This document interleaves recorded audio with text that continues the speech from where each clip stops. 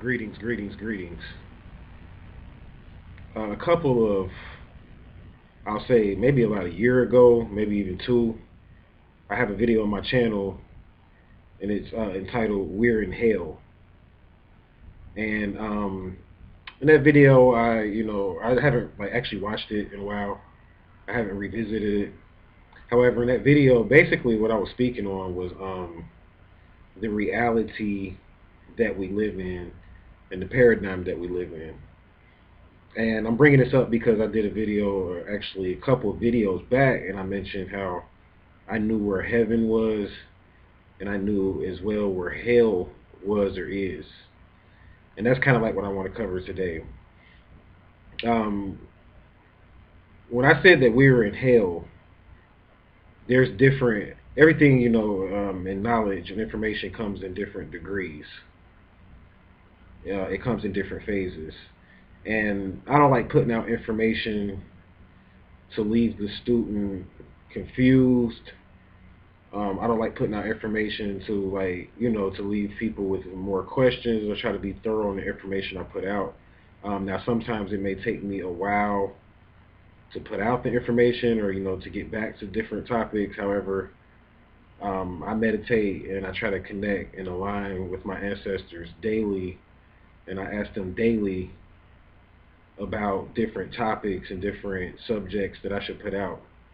And it may seem scatterbrained, like as far as the different subjects that I put out. Like I may be talking about one thing on one video, and then you'll see me drop another video, and I'm like on a whole different level. Like I may be talking about, say for instance, I may be talking about sexual magic or something like that on one video, and then I'll just jump and start talking about hip hop or something like that. And it doesn't look like I may have a flow to what I'm doing, but I do have a flow. I mean, we live in what's called like a quantum reality, and our reality is more so based on a circle versus a straight line.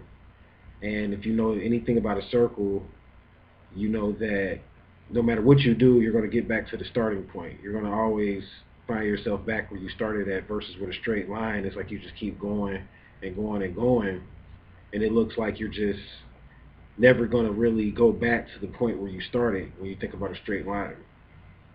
So I teach, and the way I put out my information is I teach in circles. I teach in circles.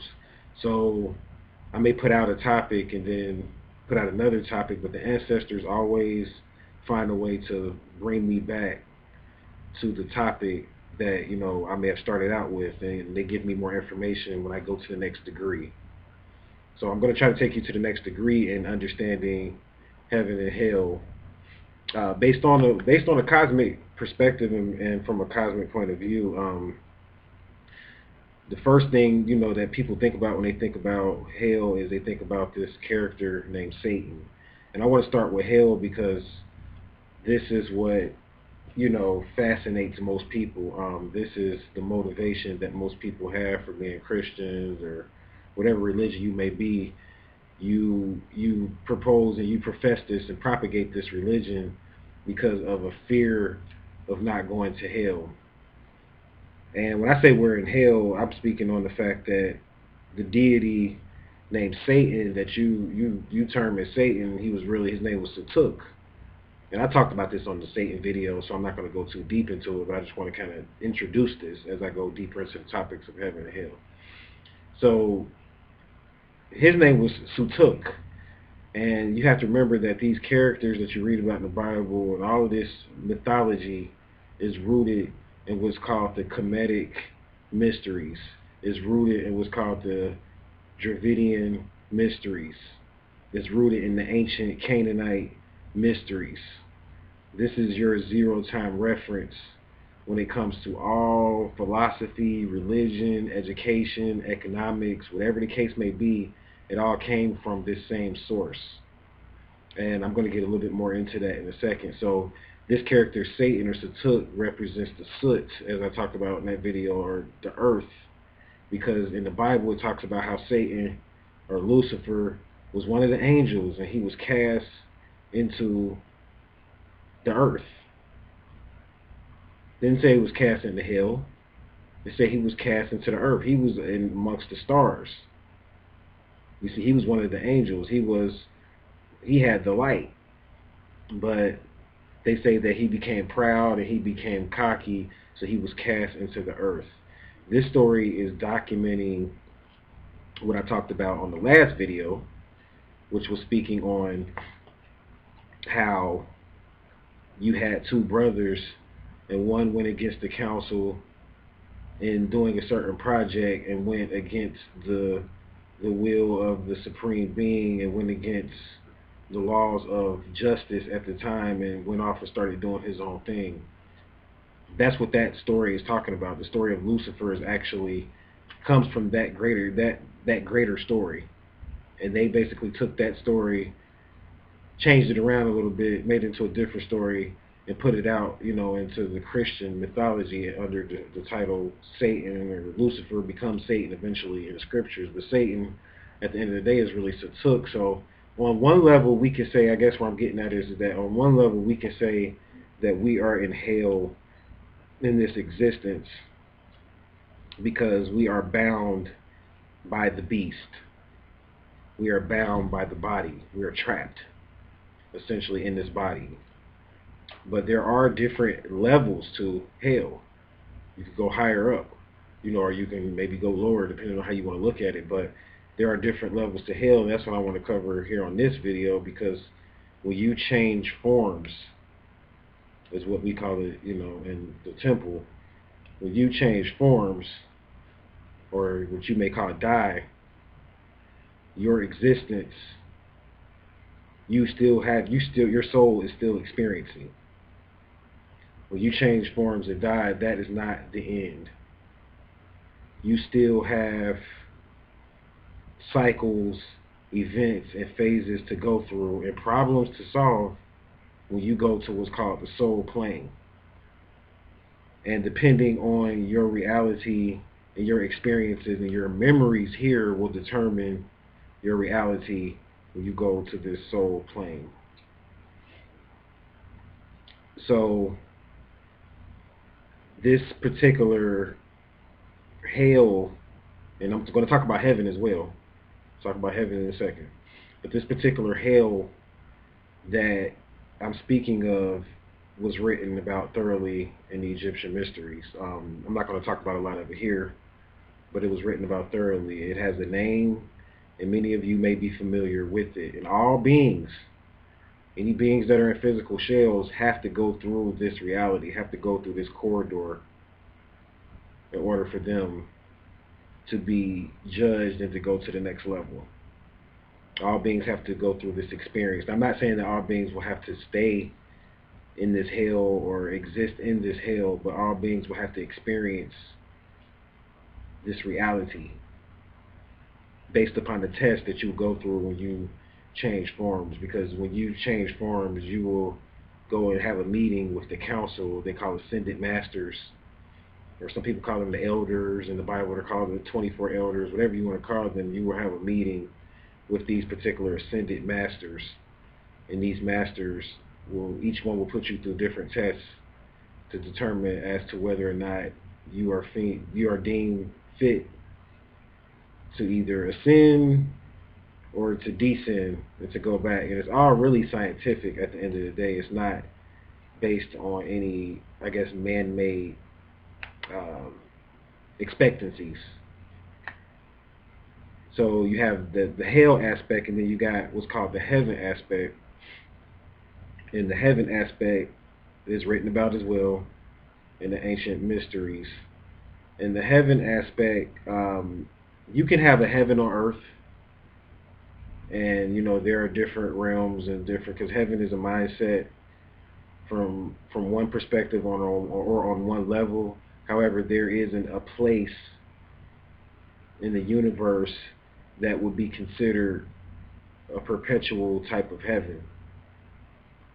It's considered a perpetual type of heaven. And this perpetual heaven, this is a place full of beings that have no desires. See, it's not what you really think it is. In this perpetual heaven, these beings just simply exist. This is a realm where desires have been burnt out. You have no desire. Your only desire is essentially to experience and to further observe or to further watch or to eventually ascend to an even higher plane, which goes into what's called unlimited love. I mean, because there's different realms in this particular heaven. But at the end of the day, the bottom line is that you have no desire, and people may think that desire comes from the human body and the experiences that we have in the human body. However, desire is not limited to the body. When this body changes forms and when you become a spirit in the unseen world, you still can be attached to things. And the hell, that's where the hell comes in at, because the hell comes in and comes into play because, say for instance, you are attached to a particular relationship and you change forms and you go to the other realm, and you can still remote view, or you can still experience, and you can still look at that relationship and view that relationship. However, it could become a hell for you because you are still connected to that person. However, you can't physically embrace them. You could see that person, be standing there looking at that person with your soul body, but just in another dimension. However, you can't access them. So you may begin to do things in that realm to try to get this person to still acknowledge the fact that you're like, yo, I'm not, I'm dead, but it's like I'm not really dead at the same time, because I still can see you, and I still can look at you, and you may even still be able to recognize their scent and things of that nature, but at the same time, you cannot connect with them because you are not in a physical shell anymore, and this can become like torture for people that have strong desires. Like, say for instance, you were addicted to cigarettes, and you change forms, but you still have a thing for cigarettes. So you may begin to connect with one of your ancestors or connect with a particular family member that's still in the physical body, and you may, if they weren't already, you may get them hooked on cigarettes. And you get them hooked on cigarettes because you want to experience the high and the rush of cigarettes through their vessel. And a lot of people don't realize that, like, your vices, this is very important. And this may sound far out, but it's real. A lot of your vices don't come from this world, this physical world. They aren't physical vices. They're energetic. You have an energetic attachment to them. It may be an ancestor that is causing you to continuously experience this particular vice. And the ancestor may not be living anymore. And a lot of this is hard for people to understand because most of us come from a religious background. And in this religious background, they don't teach on the ancestor. They teach that basically heaven and hell is a place, and once you die, it's like you're gone pretty much, and there's no real life connection that you can still have with particular ancestors. And you can, because there's different levels to heaven, just like there's different levels to hell. So certain beings can still be trapped in this paradigm here. Even though they're not the physical shell, they can still be trapped here because their soul may not have been able to make it to the higher levels. Because you got to remember, when you change forms, or a lot of people don't know this, but you can remember this actually because it's actually already encoded in you. When you change forms, there's going to be an angel or someone waiting for you. And this particular angel or being that's going to be waiting for you is going to be similar to Anubis. He's going to represent Anubis. This is a picture of Anubis. And Anubis is going to be waiting for you. And Anubis attempts to walk you through the corridor so that you can get to the hall of judgment. So I'm going a little bit deeper here, so bear with me. Remember everything I said, but bear with me because I'm trying to go to the next level. So before you can even get to the ultimate, because remember I said there's different levels of heaven and hell. So before you can get to the ultimate heaven or hell, you have to be able to make it that far. You have to have enough chi and will And you really have to be levied enough to make it that far. And a lot of beings, when Anubis comes and takes them by the hand and walks them through the corridor, they're not ready. They're not ready to go through the corridor because they may still have attachments here. So Anubis will leave you behind because it's your decision. Because remember, you still, when you leave the body, you still are solving problems. Remember, just because you die, that's not the end of your problem. And this is how a lot of beings are attracted back into physical shells. This is why a lot of beings exist in the realm of what's called the undead. And this is where a lot of beings that are actually human beings that make initiations into what's called the vampirical order, or the order of vampires. They're channeling beings from the realm of the undead. And these beings, they have wisdom. A lot of times these beings can teach you how to live long. They can teach you different tricks of the trade, about this physical reality, because you got to remember, they're looking at this reality from what it really truly is, from an overstanding, what's called an overstanding point of view. Like while you're in the physical shell, if you're not really in tune with meditating and things of that nature, you are viewing this reality from what's called an understanding. You have an understanding of this reality, meaning that you can only see fragments or fractions or fractals of this reality, whereas when you get into the realm of the undead, you begin to see the whole reality for what it is. So I know I'm talking about a lot here, but just bear with me. Just bear with me. Because it kind of is a lot, but it doesn't have to be complex, but I just want to explain it to you very clearly so you can understand all the levels of it. Make it real, real clear here. You don't have to totally understand all of this, but just get some of it. So you have, like I said, a lot of beings that leave the shell, they have a overstanding. They can see everything, the world for what it is. So, they begin to work with beings that may still be in the physical shell. Some people consider these beings demons, or they call them daemons. Some people say, they're just spirits. Whatever you consider them, at the end of the day, they exist in what's called the unseen world, in the etheric realm. They exist in the ethers, and these are beings that couldn't make it. Didn't have enough chi to make it through the corridor to connect to where I'm going to get at in a minute, which is to connect to heaven or hell, which is going to essentially be, probably the name of this particular episode. So now let's go into beings that make it. Now there are some beings, and according to the teachings, really you have to live, in order to really burn out your desires here. You may still not burn out, but to potentially burn out your desires here, you have to live to be older. For people talk about they don't want to come back.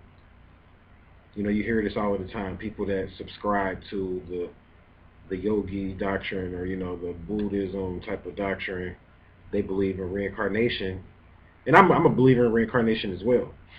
And according to astrology, we believe in reincarnation if you're into esoteric astrology. So you have different beings that they don't want to come back. They like, once I leave here, I'm ready to go. I don't want to look back. I don't want to be stuck. I want to basically fulfill my life mission here and my responsibility, so I don't have to come back.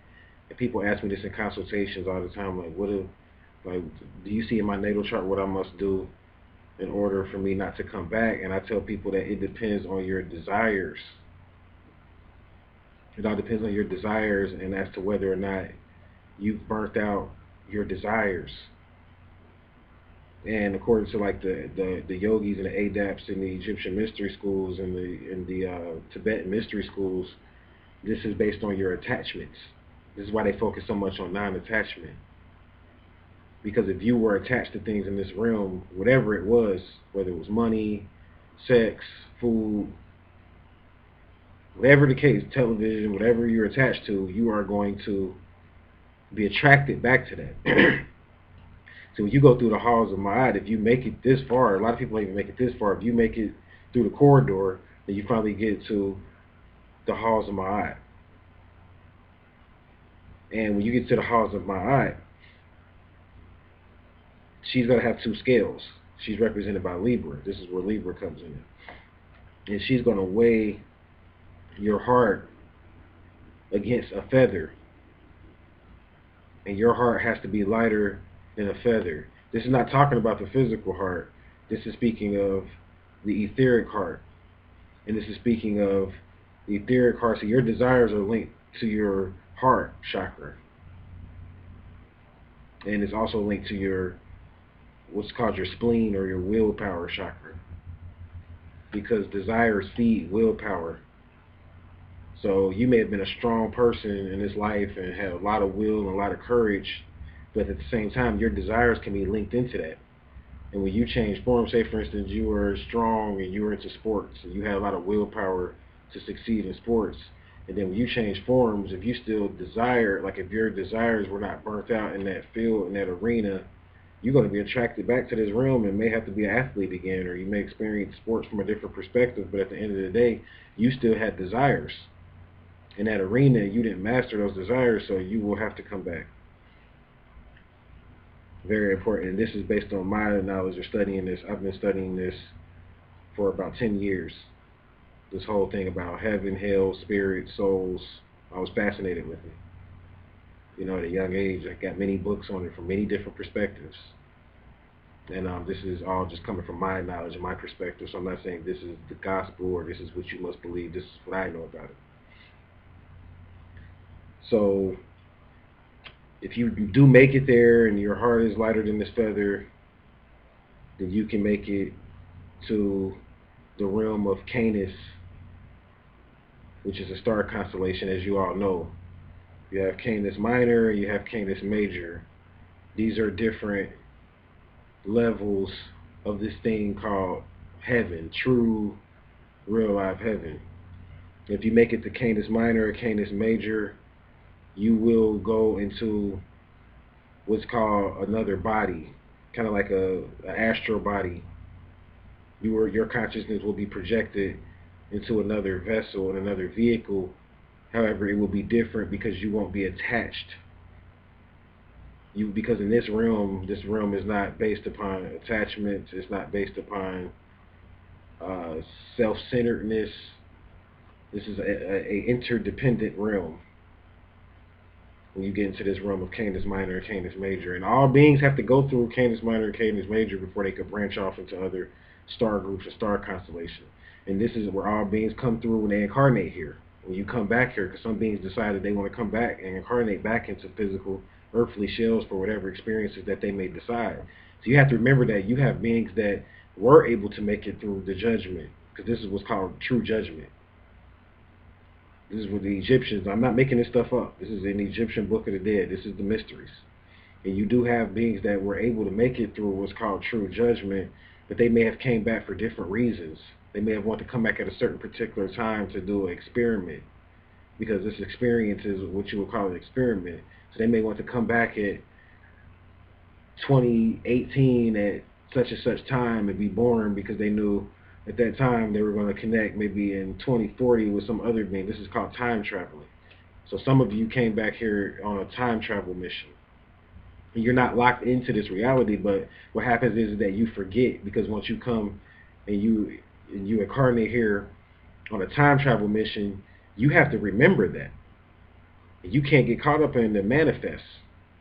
What's called the plane of manifest. You can't get caught up in it. You have to remember that you are here on a space mission. You're a space cadet, and you may be in this body. This body is just a spacesuit.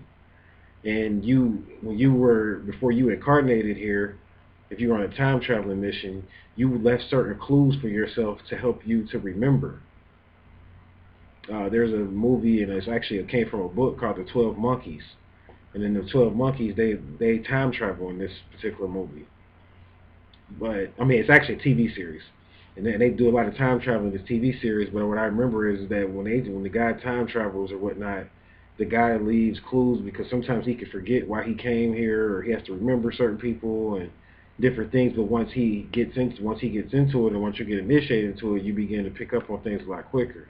So this is like people that may become conscious, and they may become, spiritual, and then once you find that spirituality and find that knowledge, you begin to recognize signs and symbols a lot quicker. You may meet a person and be like, okay, I remember you. Me and you met in a past life. And that person may think you nuts, but it triggers your genetic memory, or your solar memory, actually is what it is. It triggers that, and it causes you to remember. So this is people that, here on a time travel mission. However, for some people, this is a prison planet. People are stuck, and can be a hell for you. For some, this may be your first few incarnations. So this may be more of a, not a time traveling type of scenario, because you may not really be locked into another realm energetically. Like, you got to remember, people that are on a time traveling mission, they have psychic connections with another realm. Like, while they're in this shell, though, like, they have experiences from different. They may dream about the planet that they're actually from. They may see it clear in their dreams or whatnot. So you have people like this. You on a time traveling mission, but then you got some people, like I said, they are more so here on, this may be the first time you came here. You're on an experiment. You're on a mission, and you didn't leave anything behind. So you're more on a nomadic type of mission. You just here to gain experiences. It may be your first few times here in this particular density. So you got different levels of this thing or whatever, and that will determine if this is a heaven for you or if this is a hell for you. Now, all beings, when you first came here, I know that I teach that human beings were a part of an experiment. However, you have to remember that no matter if you're a part of an experiment or not, you are still related to whatever being gave your ancestors the blood to do this experiment with. There were different groups that came on the Orion missions that came from Sirius and different stars out there, and most of these stars, they have to pass through Canis Major or Canis Minor. Here's a picture of Canis Major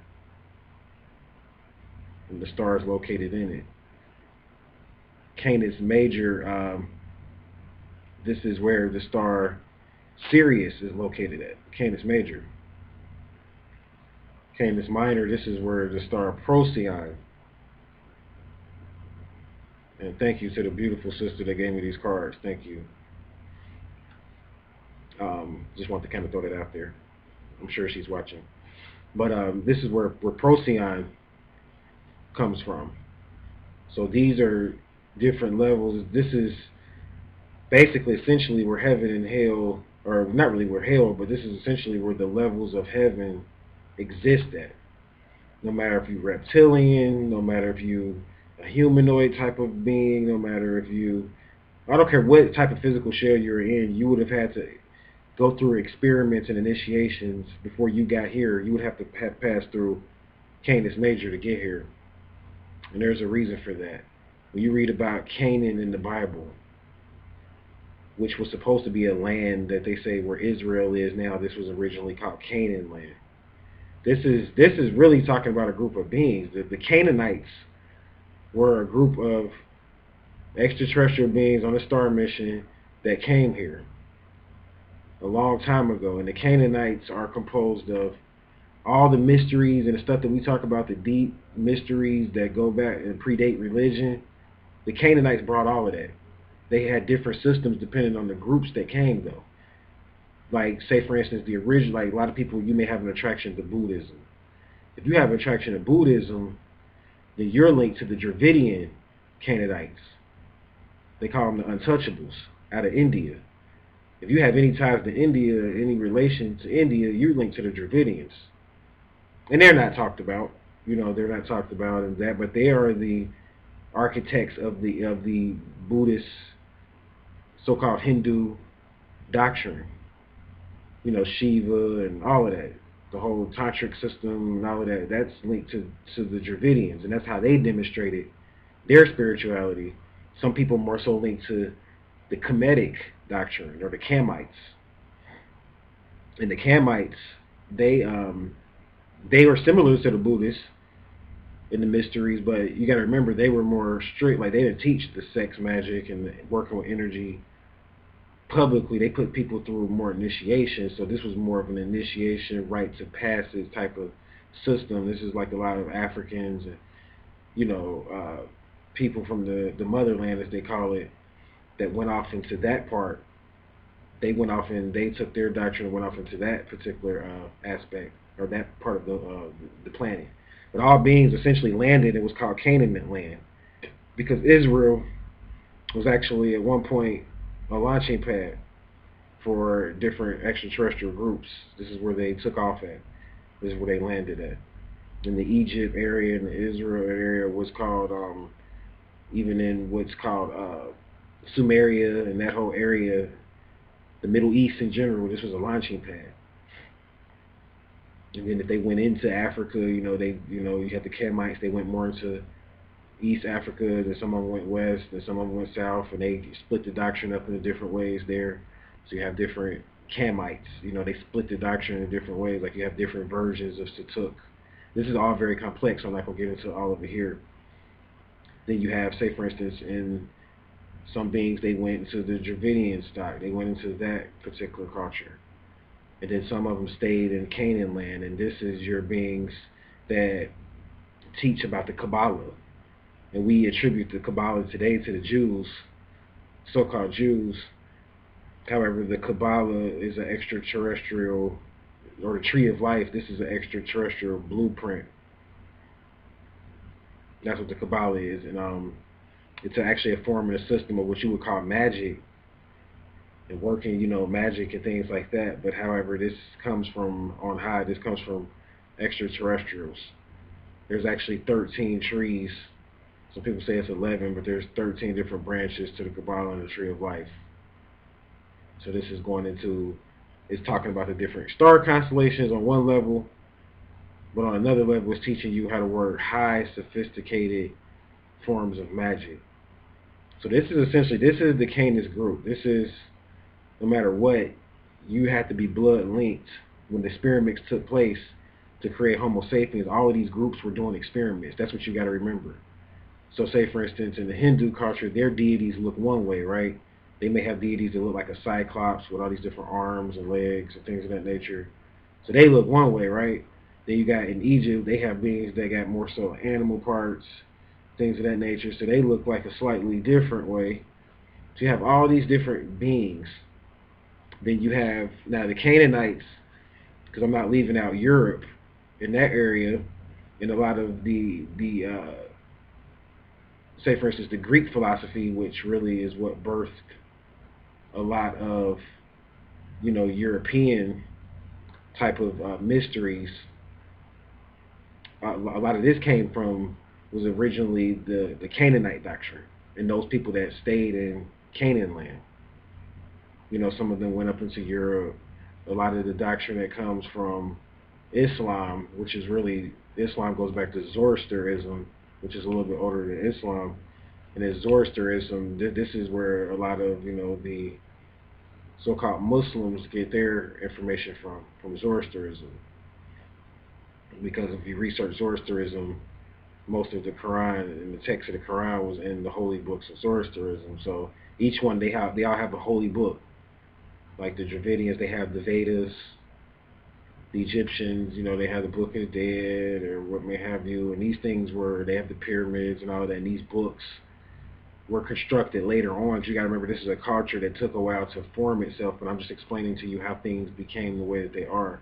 So now we're all mixed up here in America. We study just about everything. And you got some people that study more so Buddhism when they're conscious. And then other people more so study Egyptology. Then you have some people that are more into star groups and the starseed movement, and that's what I'm attracted to. And really the starseed movement is a compilation of all of it.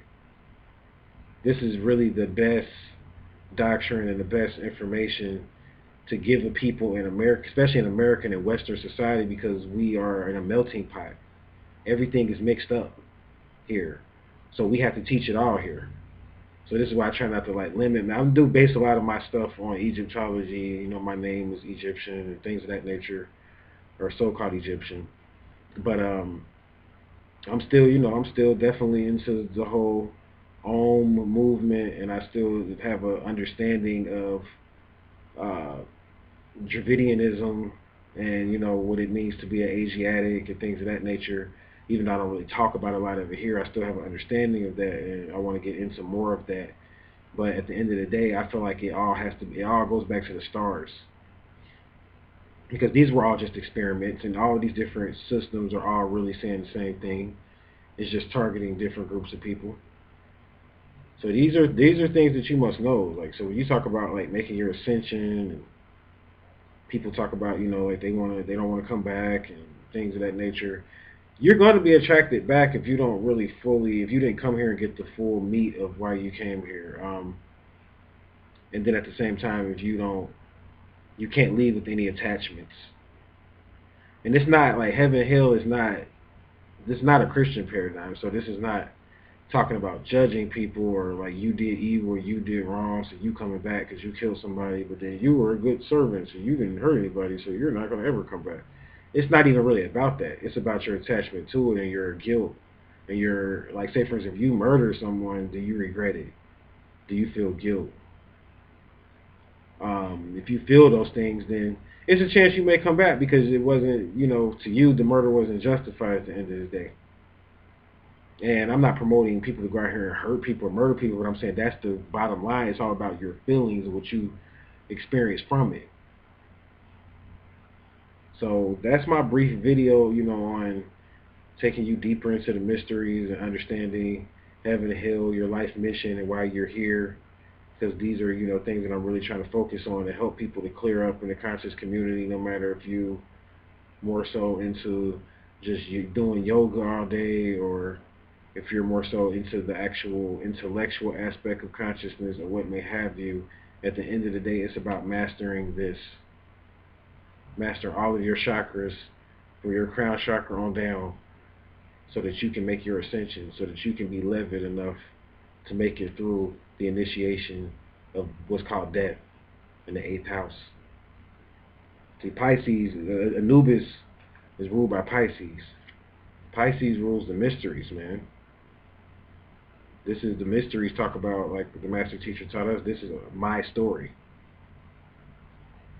So you have to know your story in depth and be able to recite your story when you go to those halls.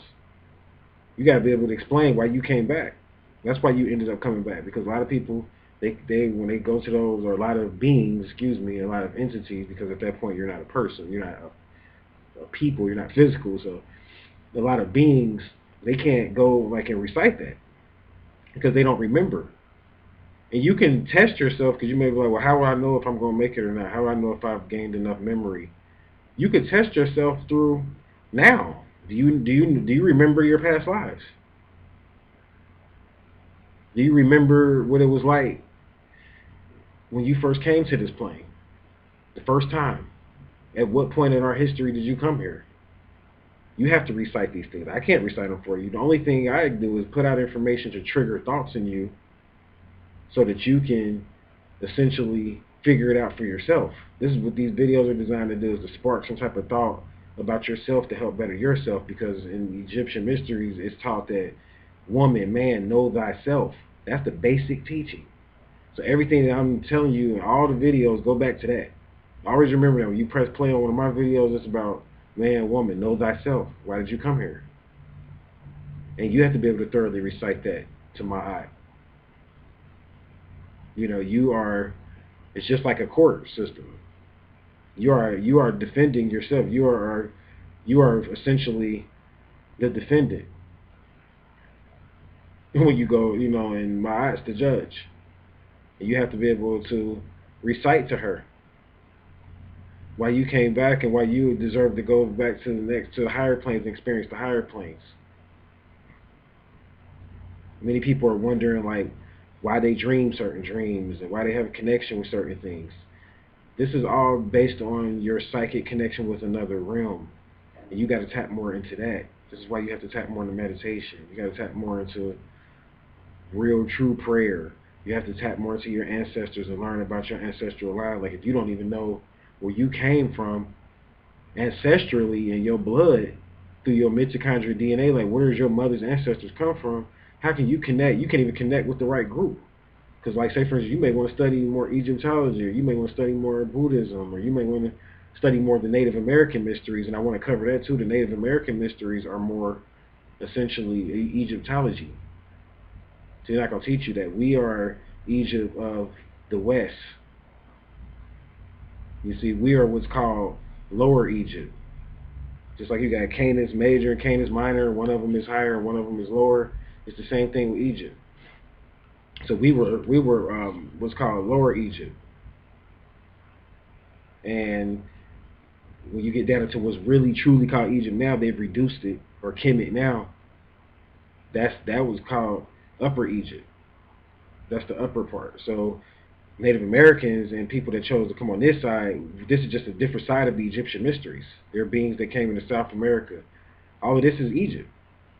All of that, buddy. All of it's Egypt at the end of the day. And we connected as all as Asiatics. So really it all, like, at the end of the day, it began together and it's going to end together. We are all one. Remember, everything is a circle, just like I started off this video. And it's up to you to find out where you fit in the circle. I thank you for listening. Thank you for watching. I'm going to leave you in Hotep. Namaste. Peace.